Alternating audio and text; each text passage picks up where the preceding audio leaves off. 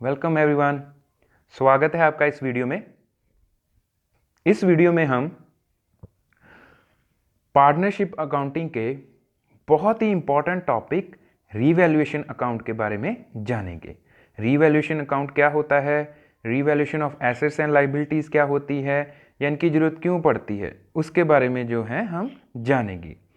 क्या होता है, जो हमारे पार्टनरशिप में जब नया पार्टनर एडमिट होता है, जिसको हम एडमिशन ऑफ पार्टनर कह देते हैं, प्रॉफिट शेयरिंग रेशियो चेंज की जाती है, change in profit sharing ratio, या रिटायरमेंट और डेथ के केस में हम जो है एसेट्स एंड लायबिलिटी की रीवैल्यूएशन करते हैं। उनकी जो है बुक वैल्यू के अलावा नई वैल्यू जो है वो फाइंड आउट की जाती है, और उस वैल्यू के कारण जो रिवाइज्ड वैल्यूज़ हैं उनके कारण जो बिजनेस को, जो फर्म को प्रॉफिट या लॉस हो रहा है, उसको हम पार्टनर में डिवाइड कर देते हैं। तो चलिए जानते हैं सबसे पहले रीवैल्यूएशन अकाउंट के बारे में। रीवैल्यूएशन अकाउंट क्या है? It is a nominal account prepared at the time of change in profit sharing ratio, admission, retirement और death of a partner to find out the profit or loss arising due to increase or decrease in the book value of assets and liabilities of the firm। Revaluation account जो है वो एक nominal account होता है और ये बनाया जाता है, प्रिपेयर किया जाता है जब हमारी प्रॉफिट शेयरिंग रेशियो चेंज होती है, नया पार्टनर एडमिट होता है, पुराने पार्टनर की रिटायरमेंट या डेथ हो जाती है। उस समय जो हमारी एसेट्स और लाइबिलिटी की जो वैल्यू है, चाहे वो इंक्रीज़ हो रही है या डिक्रीज़ हो रही है, वो इंक्रीज़ या डिक्रीज़ होने से जो फर्म को प्रॉफिट या लॉस हो रहा है उसको फाइंड करने के लिए हम जो है रीवैल्यूएशन अकाउंट बनाते हैं। तो चलिए सबसे पहले जानते हैं रीवैल्यूएशन अकाउंट के लिए जर्नल एंट्री कौन सी है।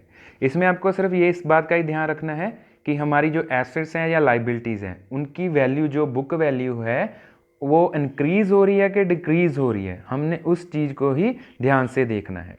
तो चलिए सबसे पहले देखिए, अगर increase in assets and decrease in liability होगा, increase in assets and decrease in liability, assets जो हैं वो बढ़ रही हैं और लाइबिलिटी जो है वो घट रही हैं, तो हम कौन सी जर्नल एंट्री पास करेंगे? जो भी पर्टिकुलर एसेट बढ़ रही है उसका नाम लिख के उसको डेबिट करेंगे, और जो भी लाइबिलिटी घट रही है, डिक्रीज हो रही है, उसको भी हम डेबिट ही करेंगे।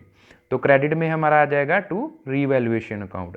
एसेट अगर बढ़ रही है, इंक्रीज़ हो रही है, और लाइबिलिटी जो है डिक्रीज़ हो रही है, उनको डेबिट करेंगे। जो भी पर्टिकुलर है वो क्वेश्चन के अकॉर्डिंगली आपको उसका नाम दे रखा होगा, भी ये वाली एसेट जो है इंक्रीज़ हो रही है और ये वाली एसेट जो है डिक्रीज़ हो रही है, या ये वाली लाइबिलिटी इंक्रीज़ हो रही है, ये वाली लाइबिलिटी डिक्रीज़ हो रही है, तो उसके अकॉर्डिंगली आपको उसका नाम इस एंट्री में भरना है।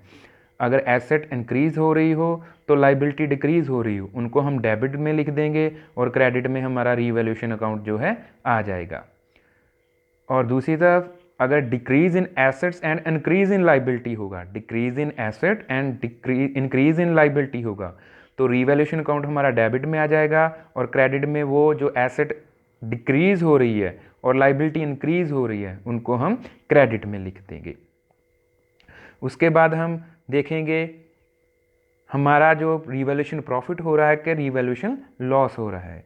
वो देखने के लिए हम क्या करेंगे, हमारी जो जर्नल एंट्रीज हमने पास की हैं उसमें हम डेबिट साइड में भी रीवैल्यूएशन अकाउंट आया है, क्रेडिट साइड में भी रीवैल्यूएशन अकाउंट वो प्रेजेंट हो रहा है, तो हम उसका डिफरेंस देखेंगे। जर्नल एंट्री में जो हमारी है वो डेबिट साइड कम पड़ रही है या क्रेडिट साइड कम पड़ रही है। अगर हमारी डेबिट साइड कम पड़ रही है तो वो हमारे लिए प्रॉफिट हो गया, तो उसके लिए हम एंट्री करेंगे revaluation account debit to existing partner capital account. जो भी हमारे पार्टनर हैं, 1 2 3 जितने भी पार्टनर हैं, उनको अकाउंट को हम क्रेडिट कर देंगे उनकी ओल्ड प्रॉफिट शेयरिंग रेशियो में।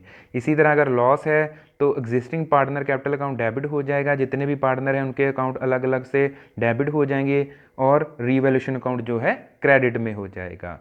इनको डिस्ट्रीब्यूट जो करना है वो ओल्ड रेशियो में ही करना है, पार्टनर की जो पुरानी ओल्ड रेशियो है उसमें ही रीवैल्यूएशन अकाउंट के प्रॉफिट या लॉस को डिस्ट्रीब्यूट करना है। उसके बाद आ जाता है हमारा revaluation account. Assets journal entry डालने के बाद हम जो है रीवैल्यूएशन अकाउंट प्रिपेयर करते हैं। ये जनरल एंट्री से जस्ट ऑपोजिट है इसकी डेबिट और क्रेडिट साइड।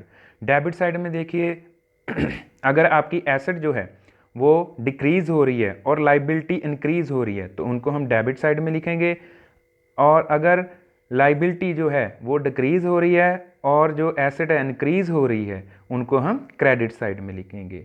फिर हमारी अकाउंटिंग का जो बेसिक रूल है debit is equal to credit उसे हम पूरा करेंगे। अगर डेबिट साइड कम आ रही है तो वो हमारा प्रॉफिट हो गया, रीवैल्यूएशन प्रॉफिट हो गया। अगर हमारी क्रेडिट साइड कम आ रही है तो वो हमारा रीवैल्यूएशन लॉस हो गया। तो इनको हम जो है ओल्ड पार्टनर की ओल्ड रेशियो में डिस्ट्रीब्यूट कर देंगे और debit is equal to credit हमने जो है वो रूल भी पूरा करना है। तो ध्यान से देख लीजिए, एक साइड याद कर लीजिए, दूसरी साइड जस्ट उससे ऑपोजिट है। इंक्रीज इन लाइबिलिटी और डिक्रीज इन एसेट उसको हम डेबिट साइड पे लिखेंगे। Increase in asset decrease in liability उसको हम क्रेडिट साइड पे लिखेंगे। तो उम्मीद है आपको ये आज का टॉपिक अच्छे से समझ आ गया होगा।